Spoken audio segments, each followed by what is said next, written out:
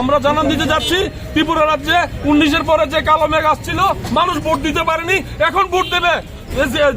আমাদেরকে নির্বাচন কমিশন আমাদেরকে আশ্বাস দিয়েছে জিরো ভাইলেন্স হবে ত্রিপুরা রাজ্যে। তাহলে জিরো ভাইলেন্স যদি হয় আমাদের প্রচারের গাড়ি ভাঙবে কেন? আমি ত্রিপুরা মোতার ক্যান্ডিডেট মোহাম্মদ শাহ আলম, এই সুষুল্লভ বিশালগড়ের প্রার্থী। তাহলে আপনারা বলছেন যে পুলিশ প্রশাসন আপনাদের পক্ষে কোনো কাজ করেনি? না, কাজ কোথায় করলো বলুন? যদি টহল থাকে, এখন কয়টা বাজে বলুন? আপনাদের প্রচার গাড়ি কারা বানছে?